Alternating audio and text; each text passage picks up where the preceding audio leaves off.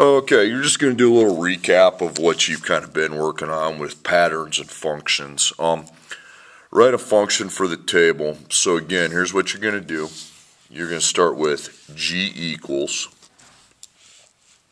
just like that, because this is your dependent variable right here. Remember, it always goes independent, IND, dependent, DEP. You always start with your dependent letter G. Now your G starts at 11.2. Okay, now from there you can see you're subtracting. Sometimes you're adding, but this one you're subtracting. Now you got to find out what you're subtracting. Okay. Now you start with your highest number. I don't care where the highest number is, just start with it. So go 11.2 minus 10.2, you get 1. So I'm going to put a 1 in between them. 10.2 minus 9.2 is 1.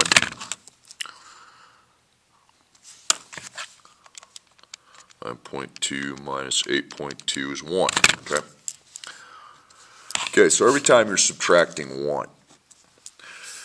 Now, after the 1, you got to put your independent variable, which is m. Okay. Now, you have to check over here. Like, it's easy. This would be my answer if it were like this, where it's going just 0, 1, 2, 3. But we got a little problem. It's not going 0, 1, 2, 3. It's skipping. So this is going up by a certain thing too. Okay. So we got to figure out what that's going up by. So again, start at your highest number, 51 minus 34. You put 17. 34 minus 17. You put 17. And 17 minus 0 is 17. Now what do you do at the 17? Well, you got to underline your 1. And you put 17 under it because it's 117. Now, the one you're going to do, you won't have to worry about putting a number under that because it's just going by ones. Okay, we don't make a ratio and put a 1. Okay, but if it's, that's how we're going to roll with that. Okay, tell whether the relationship is linear or a non-linear function. So it's all about the y, okay? So we start with our highest number, 14. Okay, minus 11, you can put 3 there. 11 minus 8, that's going to be 3. 8 minus 5, that's going to be 3. So you got 3 all the way through. You made it all the way through, so it's a constant change, okay? So it's linear. Okay, go to your highest amount, 72. 72 minus 12, yowza, I got 60. Okay, then we're going to go 12 minus 6. I don't think that's 60. So right away, the pattern's broken. Okay, the linear pattern's broken, so it's non-linear. Okay.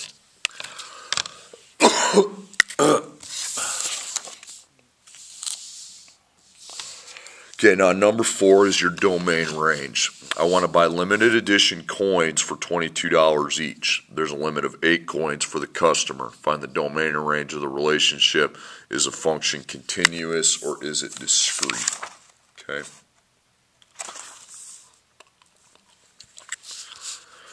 Okay, so you're going to put your x, y. Now label those. Remember, you always want your y to be money. Okay. And then your x is here. And then, or my bad, coins would be the x. So if I buy 0 coins, I'm not going to pay any money. If I buy 1 coin, I'm paying $22. If I buy 2 coins, I add 22, and it's 44. If I buy 3, I add 22 more, and that's 66. Okay, after you get through 3, you're good, but you have to put your limit. Your limit is 8 coins, okay? So I make a parentheses and I put that 8 down because I need to do an operation with the 8 and the 22 to figure out what my money limit is, which if I'm given my domain limit, it's just a multiplication problem. Okay, 8 times 22.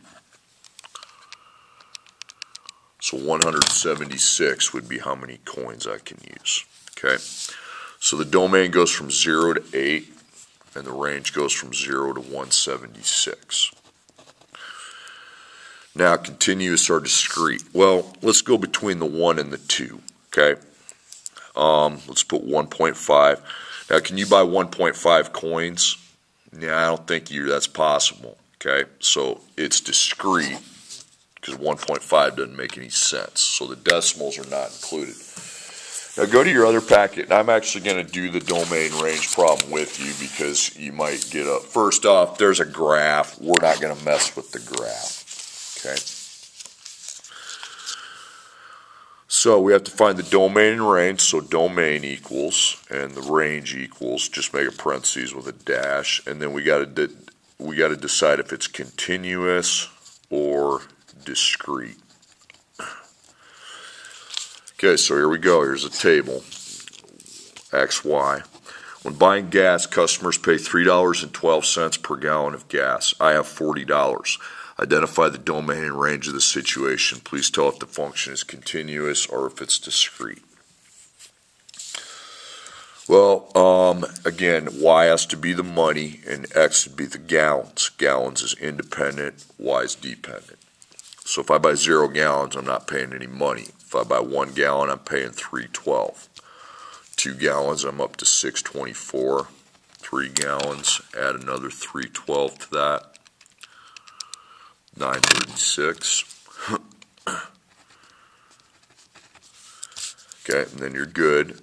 But this time your limit is your range, okay?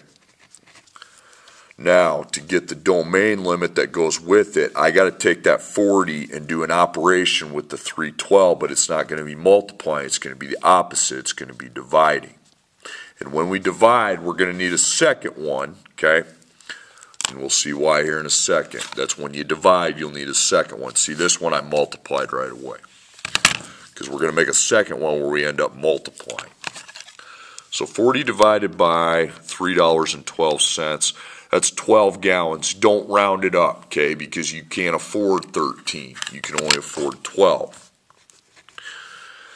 Now, clear your head a second and get rid of the 14. Okay, we've already used that. Now I take the 12 and get my new range limit. So I take 12 times 312. So when you divide, you got to go back and take then your domain limit you find and remultiply it by 312. So that's $37.44. $37.44. Because you see, 12 gallons cost that much. It doesn't cost 40. So after I find out how much I can afford with the independent variable, I take that and multiply by the 312 then. So 0 to 12 is a domain, and the range is from 0 to 37.44. Now, if you're buying gallons, you can buy 1.5 gallons. Decimals would be included, so don't cross it out. It would just be continuous. Okay, in that packet, the assignments, the rest of them, I just wanted to help you out on that one. That is a little bit confusing. Okay, graph the equation. Y equals 2. Remember what this means. Y is equal to 2 times x minus 4. Now, I'm not solving for x. I'm going to put a bunch of random numbers in for x. Not really random. I'm going to organize it. And the number, I can put in any numbers I want, but I would like you to put in 5 and just do integers -1 through positive 2.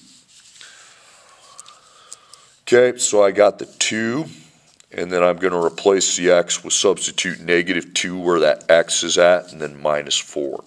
Okay, so first I take 2 times -2, and then I subtract 4. I got -8. Okay, now I substitute -1. So that's going to be -2 times -1 is -2 minus 2 is -4. Okay, 2 times 0 minus 4, so that's going to be 0 minus 4.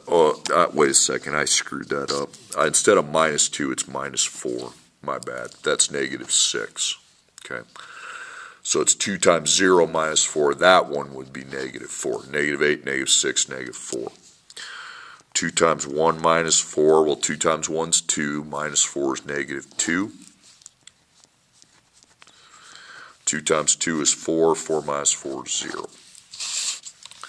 Okay, now on the x's, here's my x-axis. So zero's in the middle. 1, 2, 3, 4, 5, 6, 7, 8, 9. -1, -2, -3, -4, -5, -6, -7, -8, -9. And then the y's, okay? 8's your maximum. Remember, if you don't go out past 9 or -9, then you can just go by once.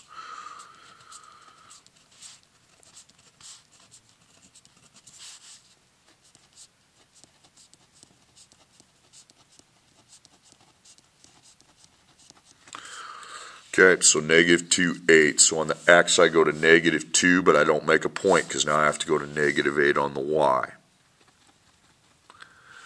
-1, -6. So I go to -1, -6.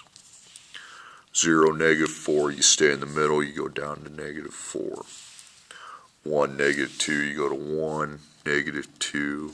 2, 0. You go to 2 and stay. Okay. Then it is continuous, so I take a ruler and make those as straight as possible. Okay, tell whether the graph's a function. So there's a point, I make a vertical line, that's the only point it goes through, so it could be a function. Only point it goes through. That's the only point that one goes through. That one, just one. One point at a time. It can only go through these vertical lines, can only cross one point at a time. Okay, just one point on every one of them, so it's a function.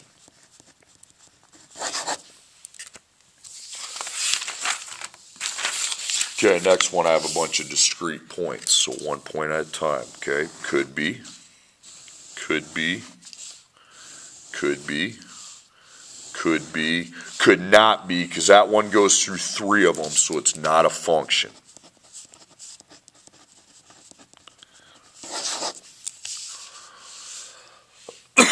Okay, tell whether the graph's a function. This time it's a continuous graph, so you make a line, a straight vertical line. And how many times did you, don't worry about this thing, okay? It's this thing with the arrows, okay? This big thing here. It crosses it here and here, so it's a repeat, okay? So that one's not a function.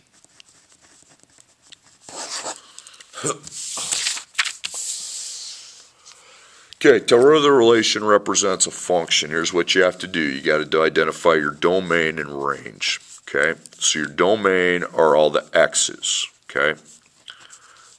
-2, 0, 4, and 5. Now the ranges are your y's, 0.5, 2.5, 6.5, 2.5. Now this doesn't matter. Don't even look at that. And you have only, does every number appear only one time? Are there any repeats? There's no repeats. They're all just one single time. So that means we have a function.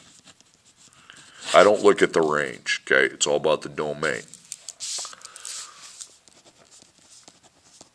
Domain, you have 6, 4, 6, and 5. And then the range, 5, 3, 4, and 8. Now we cover up the range. I don't need it.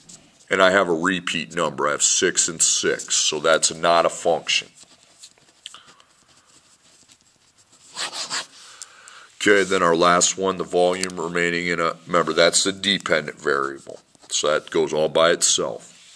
Remaining in a 243-foot pile of gravel decreased by 0.2 cubic foot with each shovel of gravel spread in a walkway.